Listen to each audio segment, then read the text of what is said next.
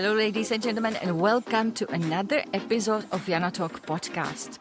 I hope you are having a wonderful day because today we will speak about something very practical, what all of us know.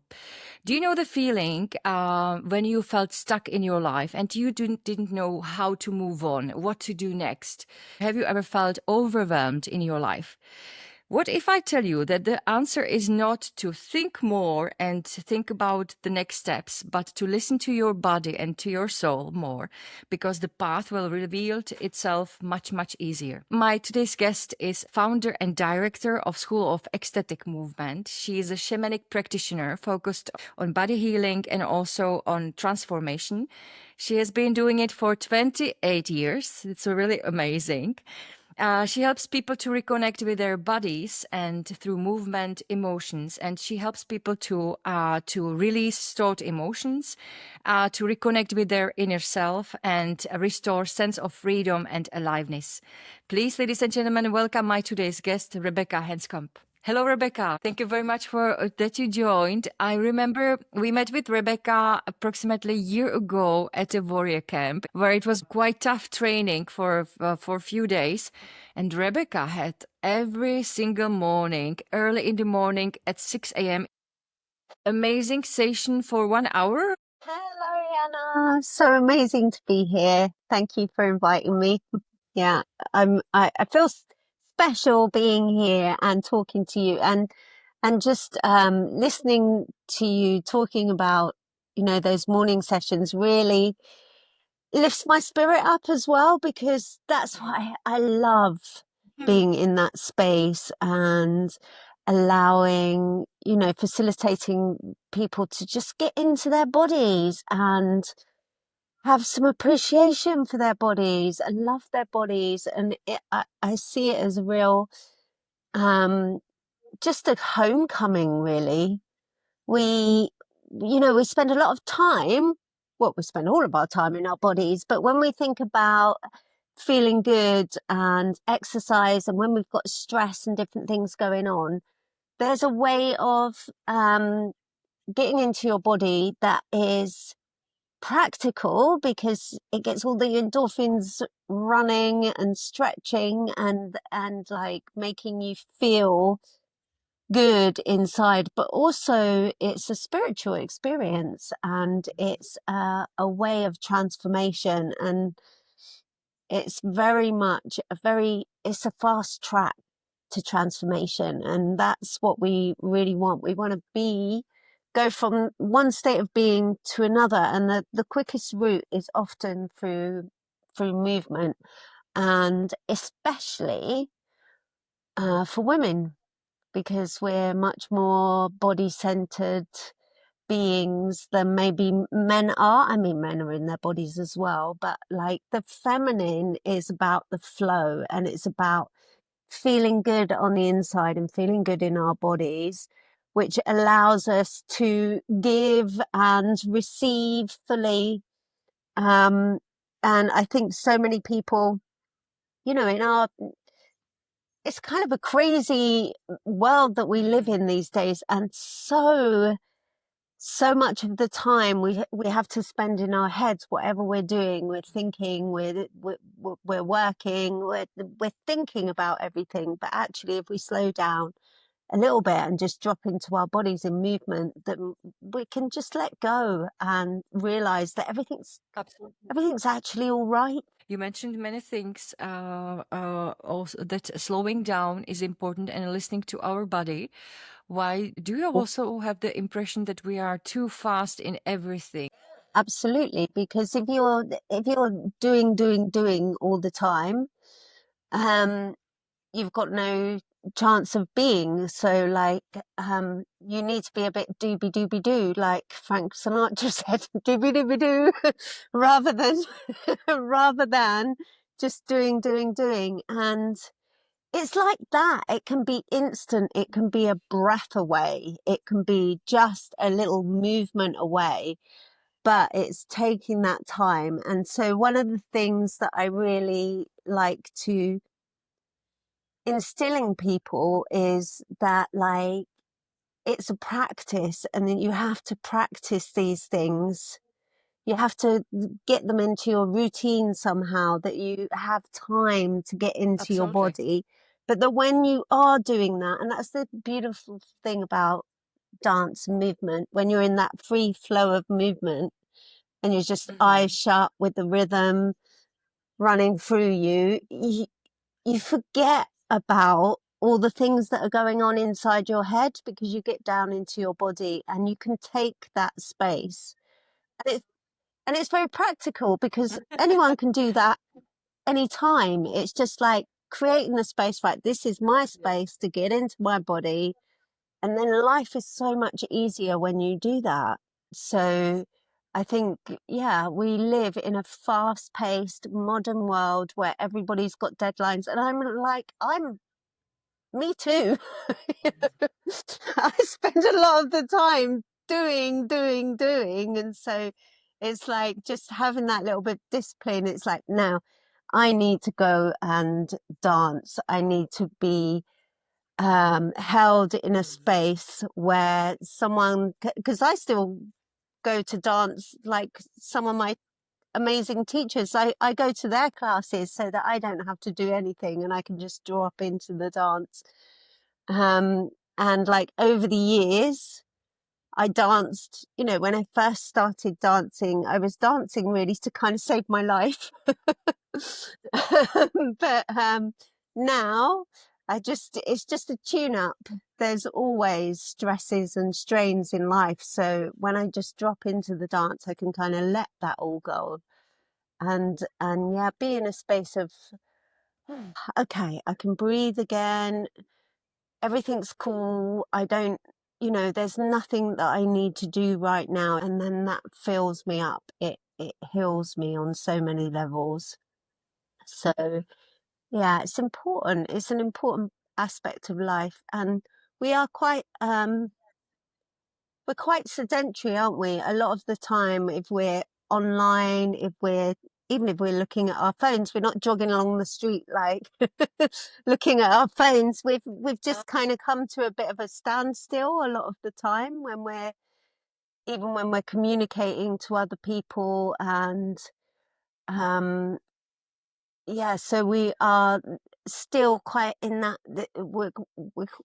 we're not moving our bodies, we're just moving our minds. That's how did it save your life, or how was maybe your also journey? Because maybe this will be connecting to each other, right?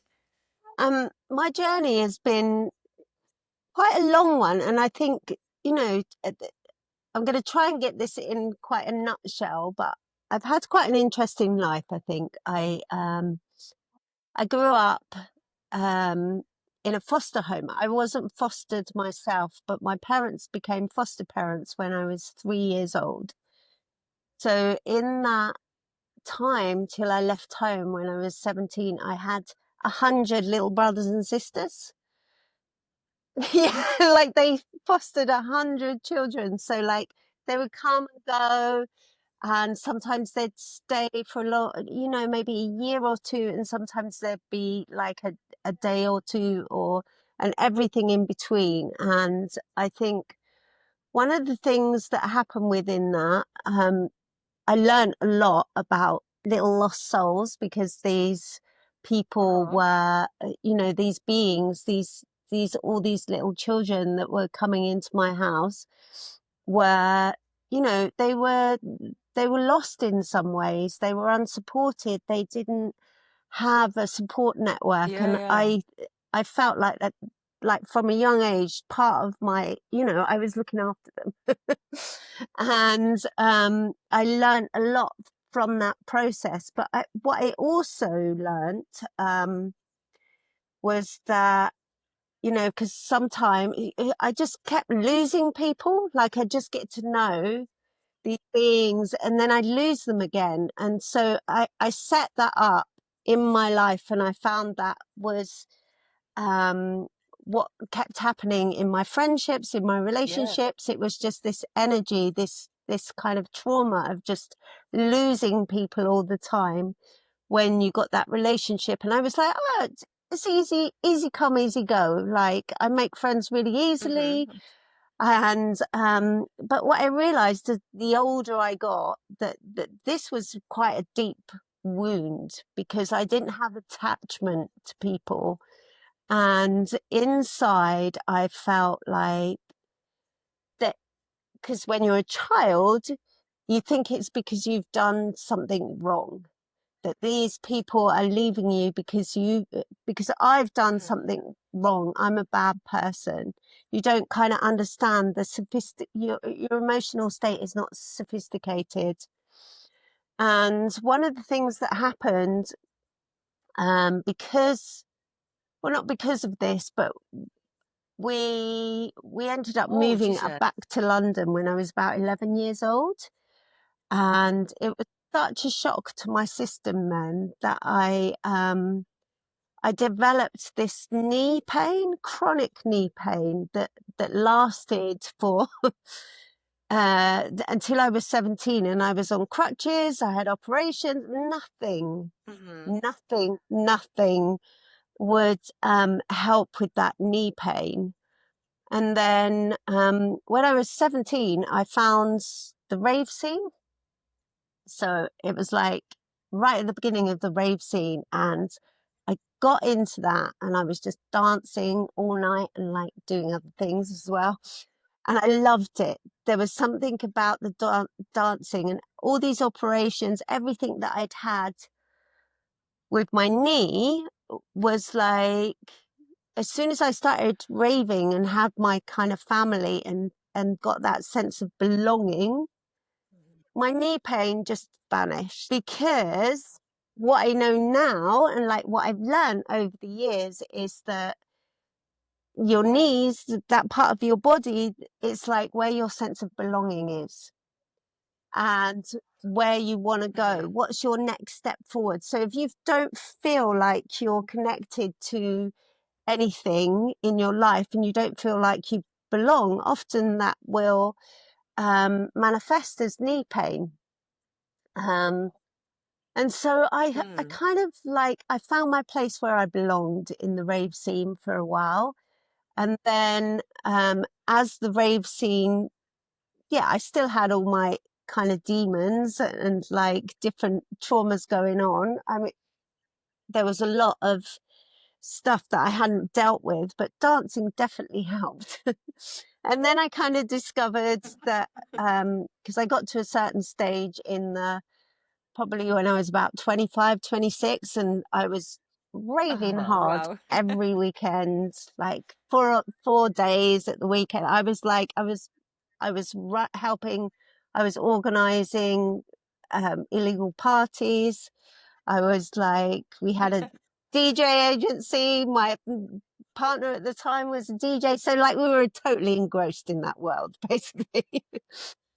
And I but I got to the point where I couldn't, I was like about like an 80-year-old woman, because I was just like so decrepit from like partying all night, 4 nights a week, and I was just in a mess. So I stopped using everything, and I still went to the parties because I was so involved with them. And then what I realized was in that actually it was dancing that was the really amazing thing for me, just shutting my eyes, Okay. dancing, like letting go. And then I started to, then I, you know, a series of fortunate events, and I started working in Holloway Prison, which is a women's prison in London, with a really good friend of mine who was doing, and we did dance and movement therapy.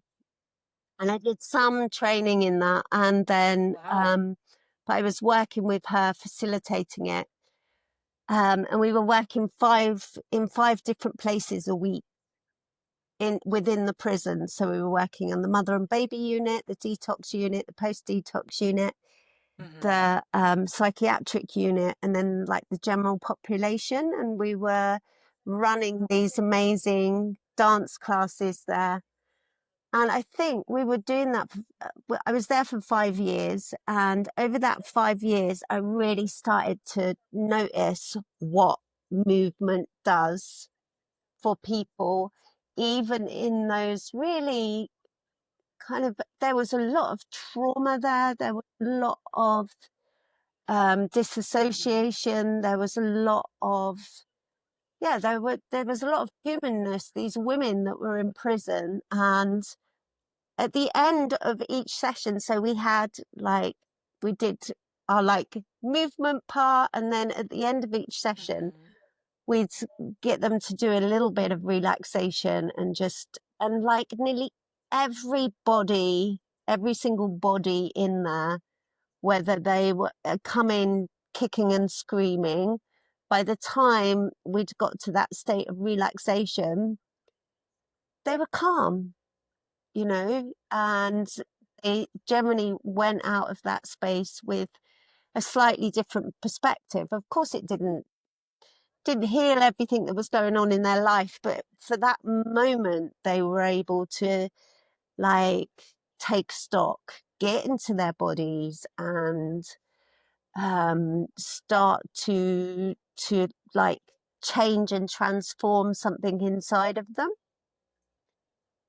And so that really sent me on a because I'd had the experience with my own experience with my knee pain, and then with these women that were often very, very traumatized with the dance and movement therapy. And then I met somebody, a Moda, who is the developer of ecstatic awakening dance, in 2000.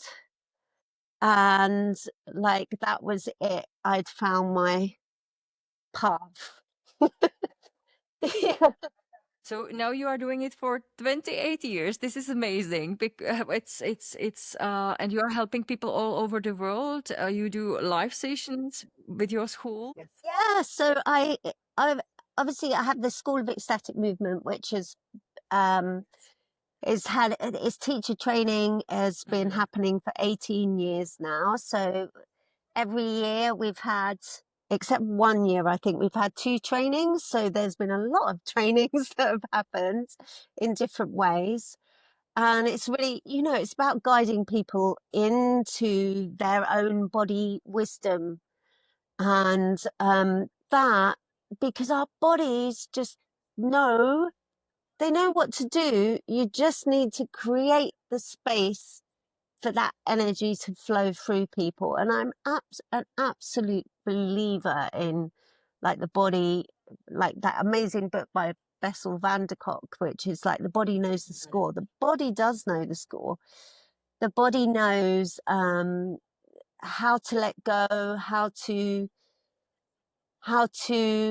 hold on. It's just amazing, and it stores information in such a systematic way as well. So if you've got a specific pain or body part that is always the weakness in your body, you can work through that. Does it mean that every part of our body, painful or it hurts, means that there is some specific message to us? For sure. And if you suffer from chronic pain in any way, it's all related. So when you start working with movement, and even to some degree, it's because I'm a shamanic practitioner as well. I trained in shamanism a long time ago too. And this is still related to the body. The shamanic aspect is still related to the body, whether so we're working with emotional pain, physical pain, trauma, it's all connected. The energetic body and the physical body are really connected. So we can start to release. I'm not saying that you can change absolutely everything by just sticking on some music and dancing. It's maybe not as simple as that, but definitely when you make these ceremonies and these rituals for that transformation to happen, then there's definitely the possibility there. And it's always at the right, it's the exact right time for you to get that aha moment of like, okay, this makes sense now to me. So it's not necessarily me doing anything to you, it's just creating that space for spirit to work through you, and your body to work, your body to tell you its messages, tell you its stories, so that you can start to create wholeness and be free from dis-ease.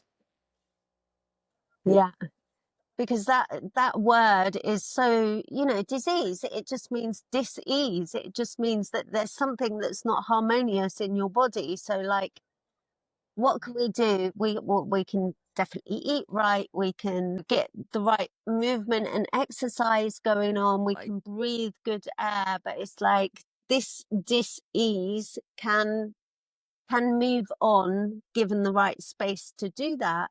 I know many people who have back pain, and myself, I was struggling with the back pain at my lower back for many years. What do you think was the main cause of this problem? Okay. I think there's a few good questions that I can ask you, and maybe you won't know necessarily the answer to that right now. Like, what you need to what the thing is to kind of trace back, when did this first happen? One of the things about the lower back is it's connected to a lot of things. So if you think, we have this energetic system in our body, and the most common one that we all know about is like the chakra system. So we have these energy centers, and all these energy centers are connected to different glands, different nerve plexuses, different, it's all connected in our body, and these energy centers kind of take energy from the universe and the surroundings, and they turn it into energy that we can use in our bodies. So when we have lower back pain, it's often connected, and the spine is absolutely our support system. So if it's right at the bottom, like at your coccyx, so if you've got back pain right at the bottom of your coccyx, then maybe you feel completely unsupported by life and what life is giving you. So you feel like your connection to life and the universe and the earth is like not feeding you or nourishing you in the way that you want to be. Yeah. But then often the place where people get a lot of back pain is in the sacral iliac point. So like it's around the region of the kind of second chakra. And this is all about relationships. So feeling unsupported in your relationships. So that could be your work relationships, your home relationships, your family relationships. So it's always good to kind of see where it is along your back in relation to those energy centers, but then also, like, when did it first start coming? What was happening in your life? How did you feel unsupported at that time? Did something specific happen to you where you felt that you were unsupported? And then that becomes like a bit of a habit that you get into, of like feeling this kind of yeah, because we all have like our different trauma responses, our different go-to ways that we feel, go-to pains in the body and contraction. So it's like it's the energy contracting around that area. And so often when we work through the ecstatic awakening dance, which is 5-stage process. Like, we have the warm up, which is all about, tuning into the body, breathing into those different parts. And then we have the most amazing thing called the shake, which, like, allows that body, the body to start shaking. And so you're letting go of trauma and stress and tension from the body. And then we let go into the free dance, which is like eyes shut, just having this experience with yourself where you're just totally going wild if you want to. And then we completely lie down. So you drop to the floor, spine supported, nothing to do, nowhere to go. And then we come together in community in our little circle, or our big circle that we've been moving with. And so this kind of ritual and ceremony slowly takes you deeper into your body. And then your spirit goes, I know what that pain is about. You know, it pops up the memories for you. It pops up the reason. And because your body knows, why you're feeling like that. And so when you allow yourself to drop into the space of like, not, I want to get answers about this, but just like following your body energy, you can allow those memories to surface, see what's going on, and then just move gently through it. And yeah, and Jana, honestly, over the years, I've had so many people have amazing transformations in their health because they allowed themselves to drop inside and let their body kind of tell them and heal them itself. So it's like, and sometimes that might be, it might be in the first instance that you drop into the dance, or it might be like when you've been practicing for a while and you feel safe enough to kind of let go, because sometimes we keep those energies in our body because in some way they're kind of protecting us, and they're protecting us maybe from feeling the the emotions or the trauma arising, so that there's a protective factor.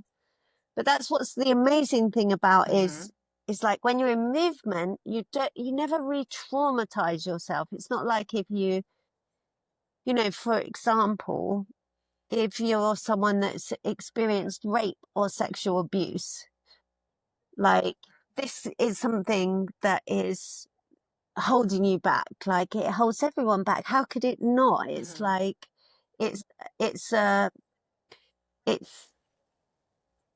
it's an attack on our bodies, and we don't feel safe anymore because we haven't been able to have that boundary to go, no, this is not happening to me. And so we keep repeating different stories inside of ourselves and different actions that kind of reinforce that. And then even when we talk about something like that, like if we go into therapy and start talking about these things, it doesn't really address the trauma that's stuck in the body.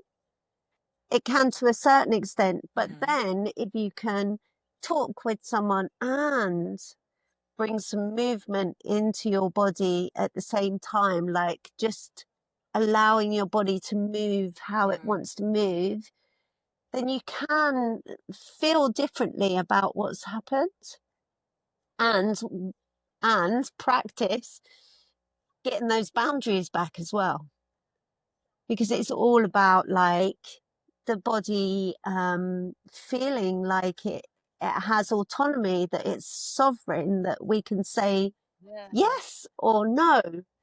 And so when we get into movement to kind of heal and transform the body, or even just to have a good time, do you know what I mean? You don't have to it's just like that.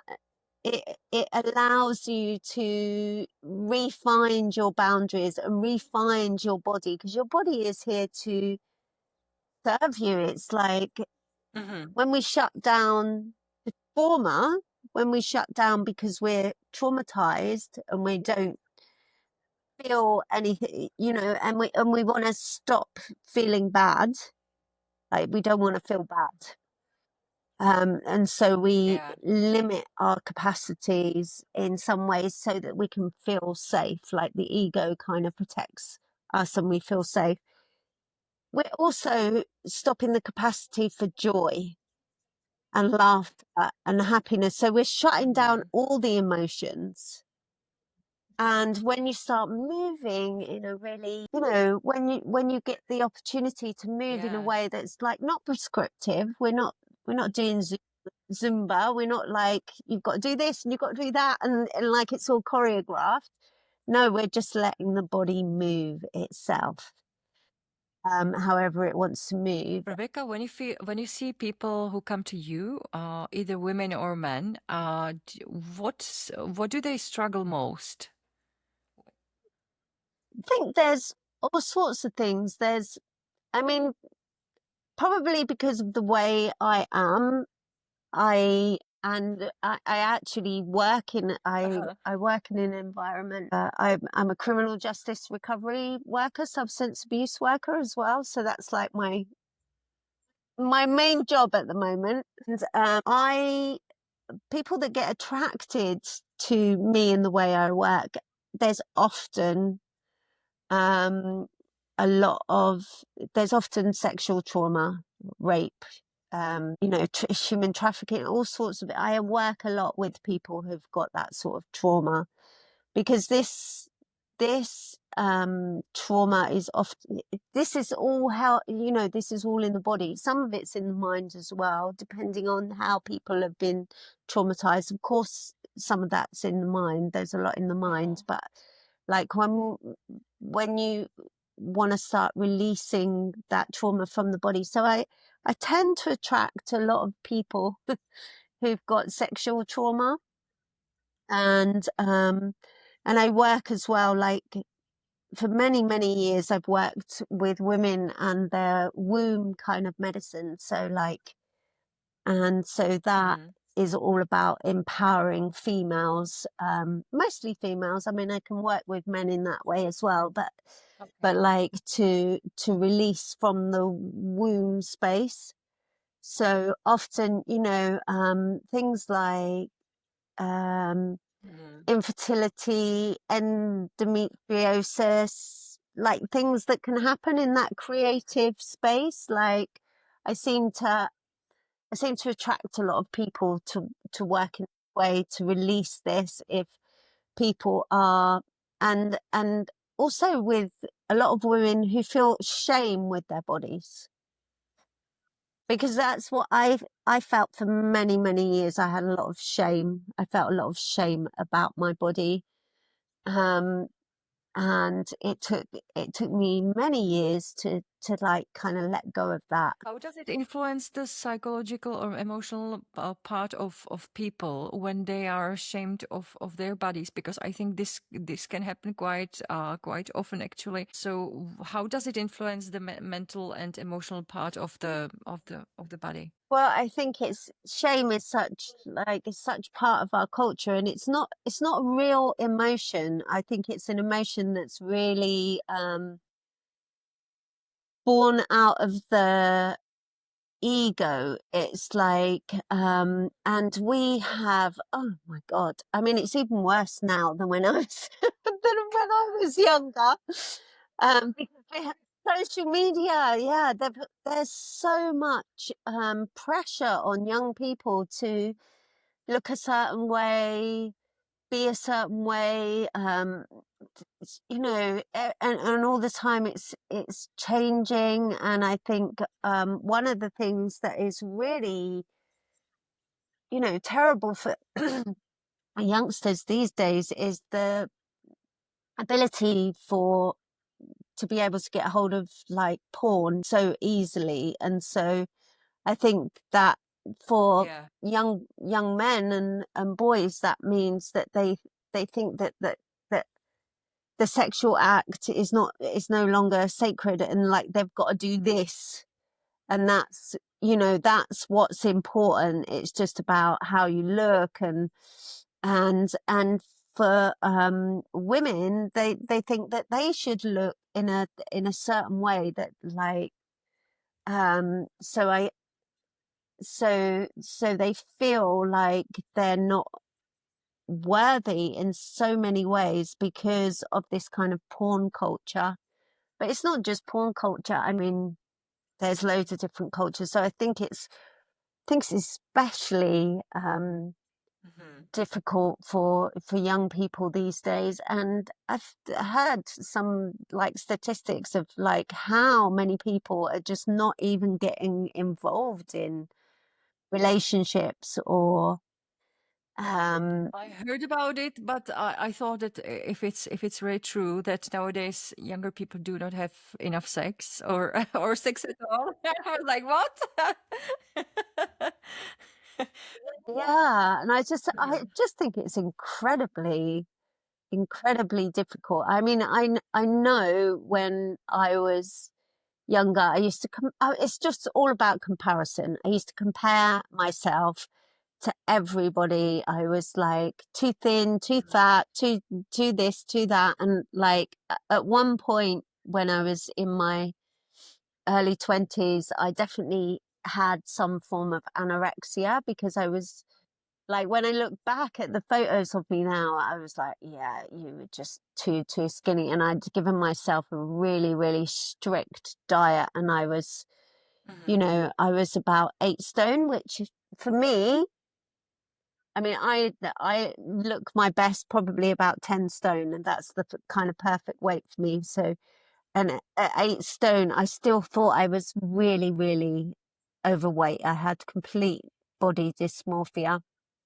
Um, and I don't think I think it's only getting worse. I don't Oh think it's yeah, getting better yeah. because, a lot of people, it's just normal practice for women to change their faces, to have implants in their bodies, and it's so accessible these days. I think you can just keep, keep on doing that and never actually address the shame that's at the bottom. And it's actually exhausting, judging yourself all of the time. So I think actually dropping inside Mhm. in movement is like a way forwards, because actually when you really think about your body, it's like, what are these hands good for? What would happen if I didn't have this body? I wouldn't be able to hug anybody. I wouldn't be able to reach out and touch, or I wouldn't be able to eat delicious food. I wouldn't be, there's so much experience that can be had through having a human body, and like we've got it for life. So the sooner we can learn to kind of come home to our bodies, the better, really, because you can't run away from it. I think everything also is connected with self-love and not sufficient self-love. To that, when people compare themselves all the time, well, maybe they are not aware of it in social media with others, and the pressure at work, the deadlines, the tasks. Some people are in relationships which do not have any sense, and they took the energy instead of be in a harmony and in a lovely relationship. So, what do you think about this? The not enough self love. Yeah, definitely. And it's so, yeah, it seems so hard to give yourself self-love, because that would mean spending some time with yourself, wouldn't it? And not be and not be dashing and rushing and trying to get everything, the never-ending to-do list done. Do you know what I mean? So it's like, yeah, self-love is tricky. And I think that's why, Hmm. I mean, I love the movement. Just even if you drop in like some sort of physical activity for like half an hour a day, where you're just present with yourself and just able to drop into that space, that can really be a start of like nourishing yourself on the inside. So I think, Yeah, but it's not easy because self-love it's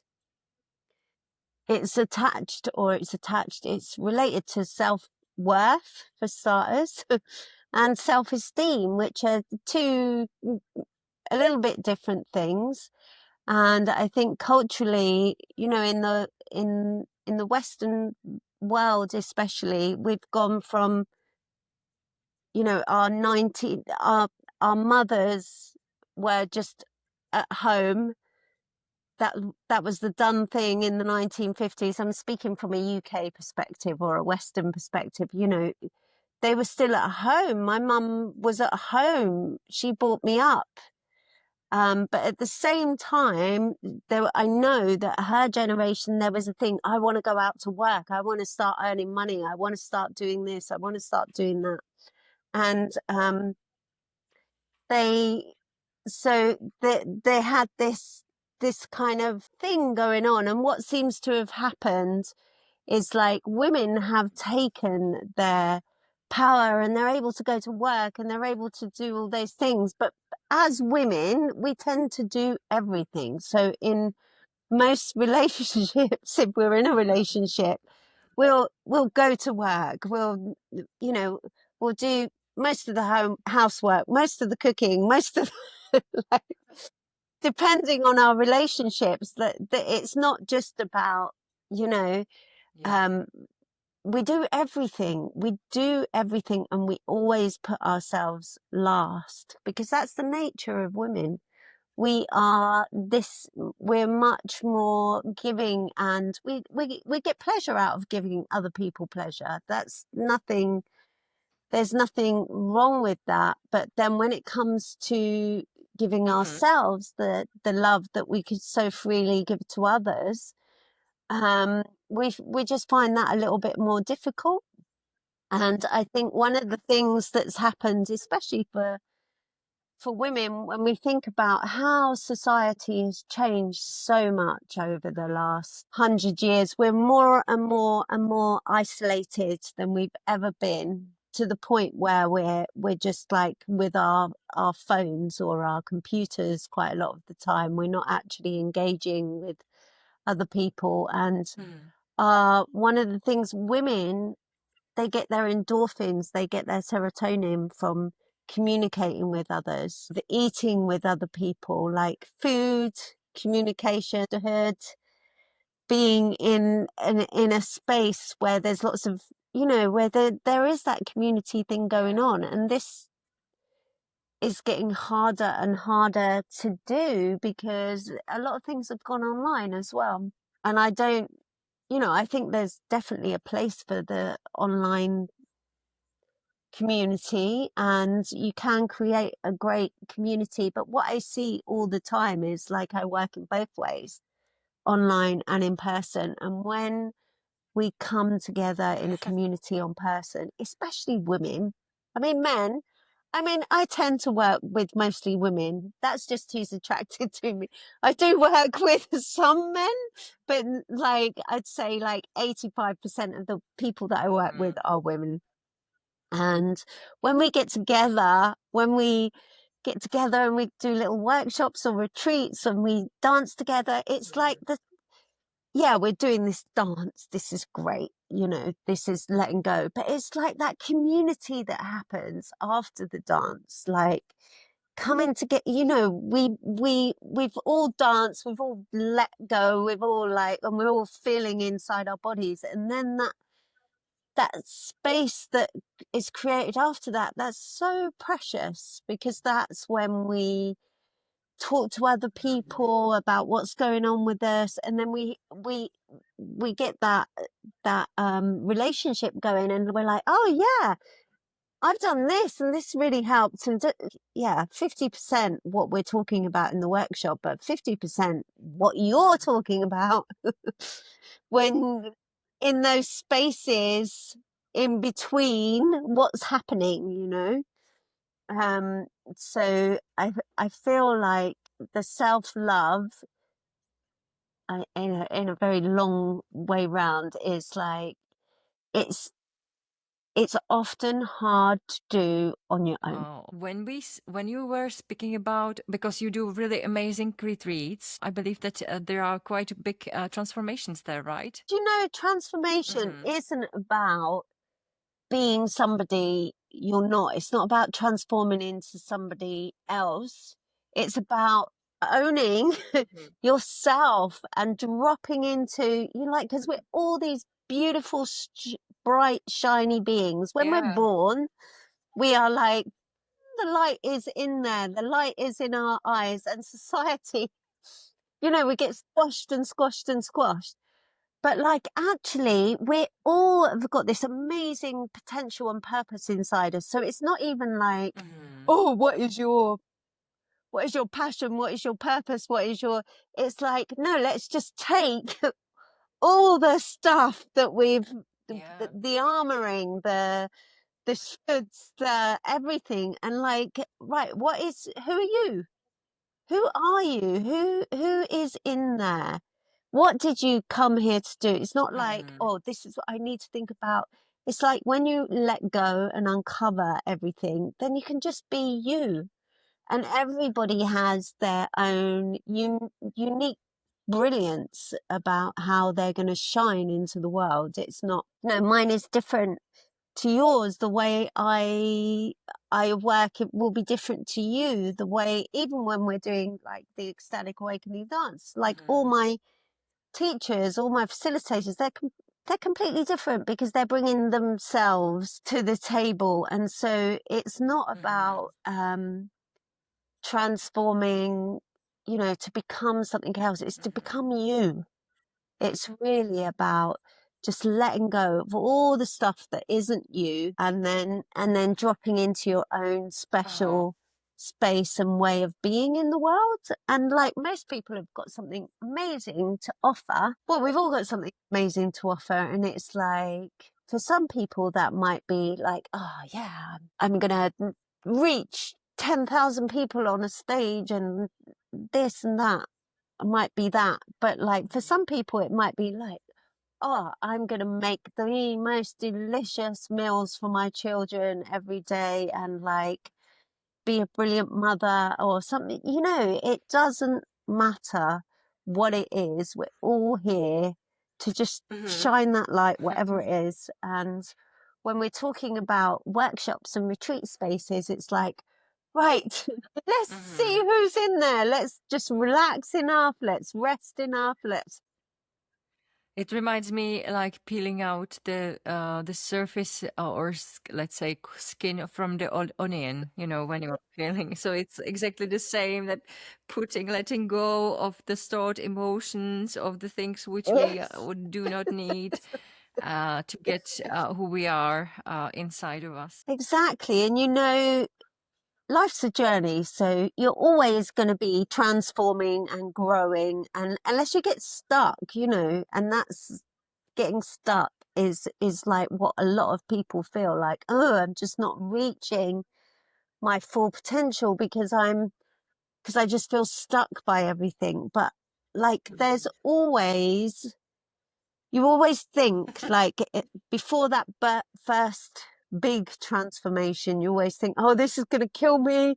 How am I going to be? How am I going to look after my kids? How am I going to, because you think like, if I tell someone or let go of this, I'm just going to And it's even collapse, better. and that's going to be it. And then you realize once it's happened, like, oh, it's not like that at all.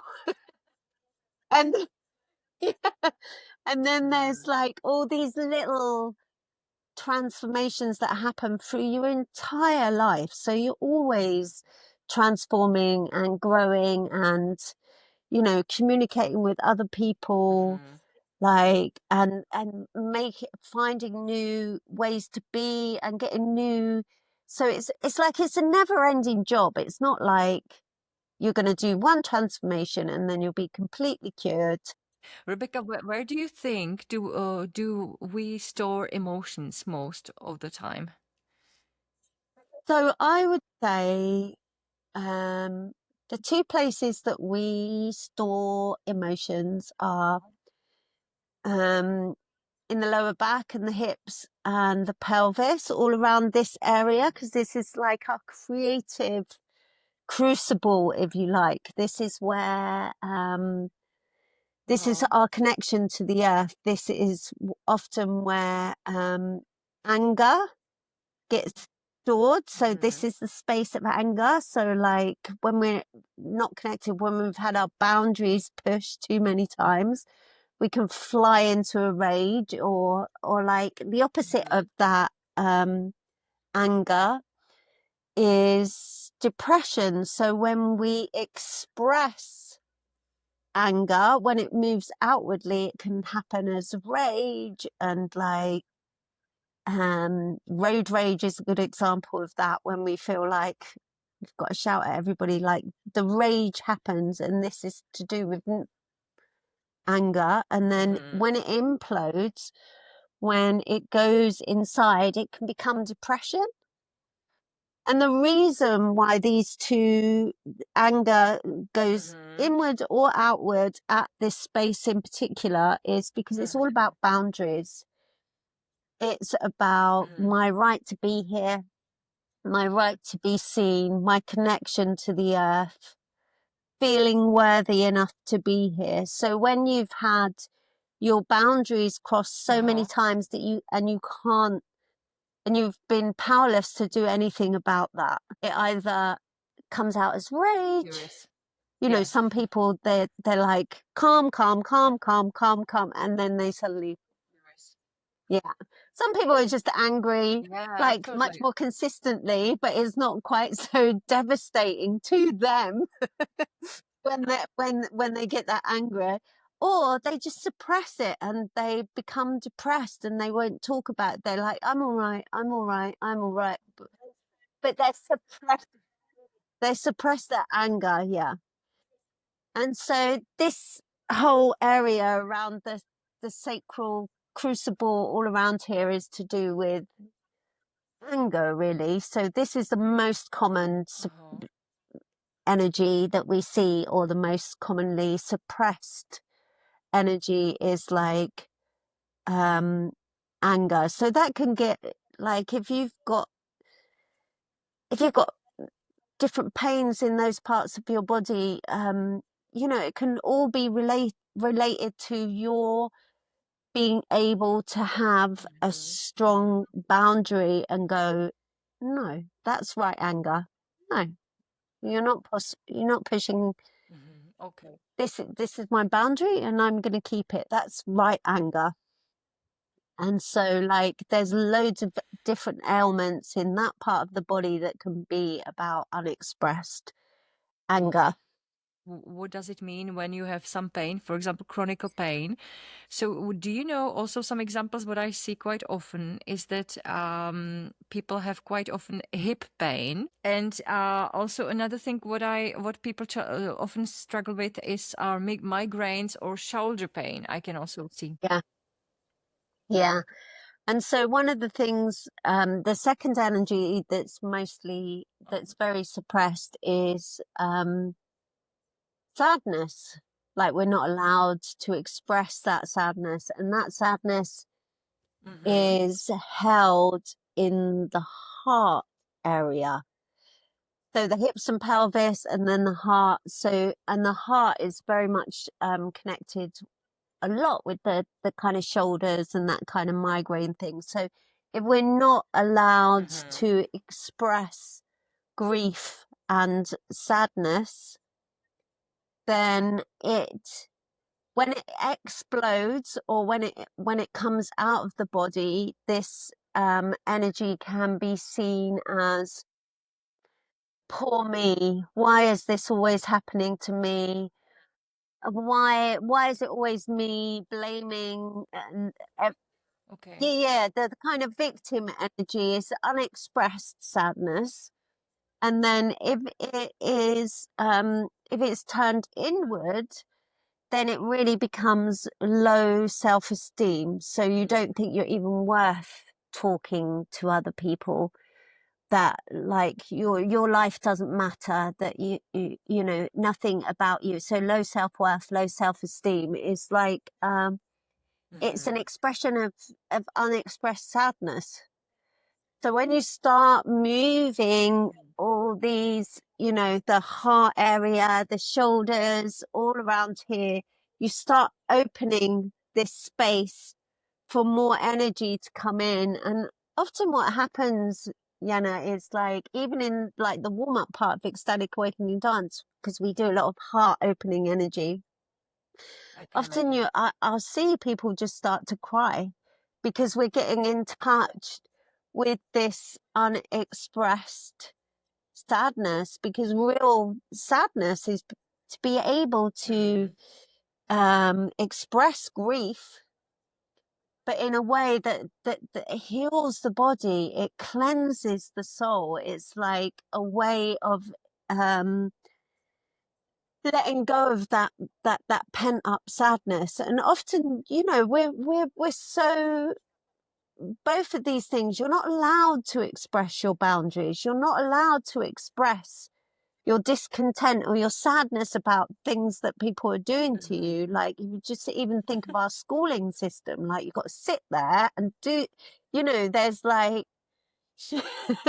there's this expression, everything, you know, you're completely held down. So you're, even if you haven't had a great big trauma, there's parts of your life where you've had to do things that you do not want to do, and you haven't been able to express fully what you wanted to do. And so this energy gets stuck. So even if you're, you know, you've had a wonderful life with no trauma at all, like a big trauma, let's say. And so you know, when we start moving these different parts of our body, we don't have to talk about it. We don't have to tell anyone how we're feeling. We just start moving and the body does the rest. The body, the breath, the movement. So anger and sadness, I believe, are the you know, the biggest emotions that get caught in the body. And then I mean, there's 100 other emotions, but these are the main two, and how they express in the world. So it's actually one of the simplest things what we can do to start moving more our body, to dance and to do the movements, because then the emotions also start slowly to disappear and we are more aware of us, right? Yeah. I think it's yeah, and even I mean, you don't have to do a dance class. You don't, but you take yourself out for a walk, put your feet on the earth. Do you know what I mean? Take your socks and shoes off, stand on the earth for a bit, like feel your body in some ways. Put your feet in some cold running water, you know, go and find a stream or a lake or something to just like start that feeling, start feeling your body, not looking at it or judging it, but just like, what can I do? When, you know, when I'm walking, maybe I can just feel my feet on the ground, right? When I'm walking, what are my arms doing? And just like, so you're becoming more present in your body, even throughout the things that you normally do every day. And so it's really, yeah. What do you think about also breathing? Because usually it's much, well, it should be much deeper. But that's a whole science in itself, isn't it? I mean, one of the things in the ecstatic awakening dance, there's a big emphasis on breath, although you wouldn't necessarily notice it as a participant, but like the facilitators, we learn a lot about breath, because breath is life force. It's healing.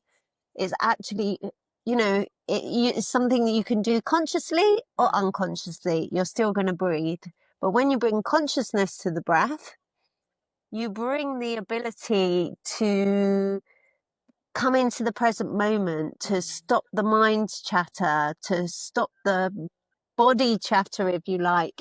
Like if you've got a pain somewhere, then you can breathe into that pain. You can put your hands on that place and just see what's going to happen, what changes, what happens. So breath is one of the most amazing things that we've been given, I think. And it's like, it's finite as well, isn't it? So the first breath you have, when that breath is gone, like, that's it. Rebecca, do you have any message you would like to share with people who are watching or listening to today's episode? Oh, what I would say most of all is like, find a way to come home to your body, to love your body, to find a way to just feel good about yourself. It doesn't matter what size or shape you are, but like whether you can feel your body from the inside instead of from the outside. And one other thing I'd like to say, I guess, one thing that one of my big joys and big passions is something I do called the shake. And there has been so much research into shaking now. When I first started doing it, there was nothing, and now there is loads. And so I do a couple of times a year, I do something called the 21-day shake challenge. And the next one comes up June the 1st to June the 21st, and it's half an hour in the morning. It's 7 o'clock in the morning, and if you want to experience your body in a different way, in a really natural way, and start letting go of some of, some of that shock, stress, trauma, whatever it is, if you want to start letting go, then this would be an amazing place So to 1st of start. June it starts, this 21-day challenge of shake. Up to the summer Lovely. solstice. I will definitely participate. Looking forward. I will put it into my calendar. And Rebecca is doing once a month a special ecstatic dance movement, right? Online. It's usually Monday evening. CET time, it's 8 p.m. It's about 1.5, Uh-huh. 1.75 once And we. it's really awesome. Yeah, Jana, I'm just really thrilled that you asked me to come on here and talk about all these things, because yeah, it's a real passion of mine to help people just get back into their bodies. And I think if everybody got in their body, it'd be a much safer, more sacred space to live in, we need that community thing going on. Absolutely. We need it now more than ever. We need to get back into our communities and to come together and dance and move and celebrate ourselves. So I really appreciate that you asked me to come on here today and just have Thank a you chat. very much. And I thank you for your time. It was really lovely. Yeah, beautiful. Thanks. Also, thank you very much. So, ladies and gentlemen, I thank you that you for your time, that you follow podcast Jana Talk, and thank you that that you watched today or listened to today's episode. If you know about anyone who might need a little encouragement or more info, more joy, definitely share this episode with them, because I believe that this episode will help many of your friends as well. And I'm looking forward to seeing you next Sunday at 7 p.m., where we will go with Rebecca about her daily routines and what does she do to prevent stress and much more. So wish you a wonderful day and wonderful week ahead, and see you soon. Bye-bye.